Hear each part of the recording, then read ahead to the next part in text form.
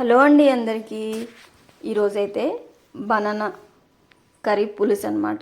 So ఇది మా village స్టైల్లో మేము ఎలా చేస్తామో, ఏమేమి ఇంగ్రీడియంట్స్ ఇందులో వేస్తామనేది లేట్ చేయకుండా వీడియోలోకి వెళ్ళిపోదాం. ఫస్ట్ అయితే నేను ఒక బనానా తీసుకున్నానండి. దానికి స్కిన్ అంతా తీసేసుకొని కంప్లీట్గా తీసేసుకోవాలన్నమాట. తీసేసుకొని ఇవి మనం వెంటనే కడిగేసుకొని సాల్ట్ వాటర్లో కానీ, లేదంటే మీకు మజ్జిగ అవైలబుల్ ఉంటే మజ్జిగ ఇంకా సాల్ట్ వేసేసి ఆ వాటర్లో వేసుకోండి. అప్పుడు ఏంటంటే ముక్కలు మనం కర్రీ చేసేటప్పటికి లేట్ అయినా కూడా ఇవి బ్లాక్ అవ్వకుండా ఉంటాయి. మనం వెంటనే 2 minutes అట్లా ఉన్నా కూడా పైన స్కిన్ అంతా కూడా బ్లాక్ అయిపోతుంది. సో ఇలా కట్ చేసుకోగానే మీరు ఏంటంటే వెంటనే ఆ సాల్ట్ వాటర్లో వేసేసుకుంటే అవి బ్లాక్ అవ్వకుండా ఉంటాయి అన్నమాట. మ్యాక్స్ అసలుకి బ్లాక్ కావు. ఒకవేళ ఈ టిప్ మీకు నచ్చినట్లయితే మీరు ఫాలో అవ్వండి. సో ఇలా 2 బనానాస్ని కూడా ఇలా కట్ చేసుకున్నాం. మరీ అంత చిన్న చిన్న ముక్కలుగా అవసరం లేదు, పులుసు కర్రీ కాబట్టి ఒక మాదిరిగా అయితే సరిపోతాయి. సో కట్ చేసినట్టు నేను ఆ సాల్ట్ వాటర్లో వేసుకుంటున్నా. ఒక ఆనియన్ కూడా కట్ చేసి వేసుకుంటున్నా.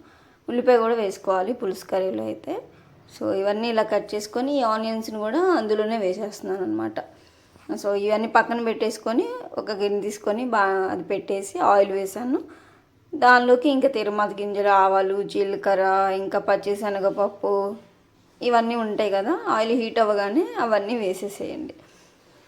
కొంచెం కొంచెం సరిపోతాయి. సో బనానాస్తో చాలా చాలా రెసిపీస్ ఉంటాయి. ఇది కూడా ఒక రెసిపీ అనమాట. టేస్ట్ అయితే చాలా బాగుంటుంది. డెఫినెట్గా మీరు కూడా ఒకసారి ట్రై చేయండి.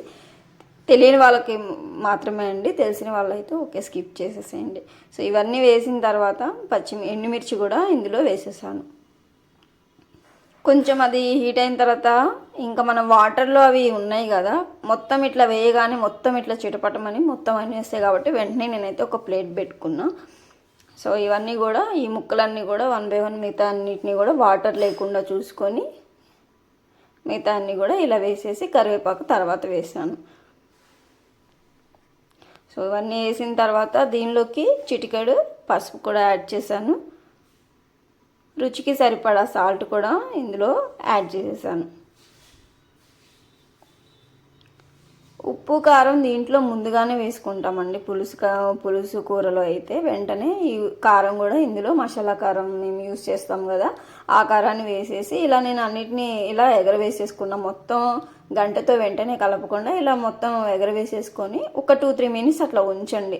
మూత పెట్టేసి 2-3 minutes అలా మగ్గనివ్వండి. ఎక్కువసేపు అవసరం లేదు, జస్ట్ 2 minutes సరిపోతుంది. అలా అయిన తర్వాత దీంట్లో మనం చింతపండు ముందుగానే నానబెట్టుకోవాలండి. చింతపండు నానబెట్టి దాన్ని కలిపేసి వాటర్ని ఇందులో యాడ్ చేయాలి. టేస్ట్ అయితే చాలా చాలా బాగుంటుంది మనకి. డెఫినెట్గా ట్రై చేయండి. మీరు కూడా ఎలా ఉందో కూడా నాకు కామెంట్ రూపంలో తెలియచేయండి. ఈ పులుసు అంతా కూడా వేసేసుకొని మళ్ళీ మొత్తం ఒకసారి కలిపేసిన తర్వాత మనం మీడియం ఫ్లేమ్లో పెట్టుకొని మూత పెట్టుకుంటే సరిపోతుంది. చాలా సింపుల్గా త్వరగా అంటే టేస్టీ రెసిపీ అయితే మనకు రెడీ అయిపోతుంది. సో చూసారు కదా ఎలా తెరులుతూ ఉన్నాయో. ఈ స్టేజ్లో ఉన్నప్పుడు మీరు ఒకసారి సాల్ట్ ఒకవేళ తక్కువ వేసామనుకుంటే చెక్ చేసుకొని అడ్జస్ట్ చేసుకోండి. సాల్ట్ అడ్జస్ట్ చేసుకోండి, సరిపోతుంది. ఈ బనానా ముక్కలు త్వరగానే ఉడికిపోతాయి కాబట్టి మనకి కర్రీ కూడా త్వరగానే అయిపోతుంది అనమాట. సో ఇలా కలిపేసి మూత పెట్టేశాను. పులుపు కూడా సరిపడా వేసుకుంటే బాగుంటుంది. మనకి బెండకాయ పులుసు ఎలా చేసుకుంటామో కొంచెం ఇంచుమించు అలానే ఉంటుంది అనమాట ఈ ప్రాసెస్ అంతా కూడా. సో చూసారు కదా ఎంత కొంచెం మగ్గినట్టుగా అయితే బనానాస్ ముక్కలు అయితే అనిపిస్తున్నాయి అనమాట. మనకి వేడివేడి అన్నంలో కానీ కర్రీ అయితే చాలా చాలా బాగుంటుంది అనమాట. మా సైడ్ అయితే మేము ఇలా చేసుకుంటాం. మీకు నచ్చితే మీరు కూడా ఒకసారి ట్రై చేయండి. సో చూసారు కదా కర్రీ అయితే రెడీ అయిపోయింది. ఆ పులుసు అంతా కొంచెం ఎగిరిపోయింది.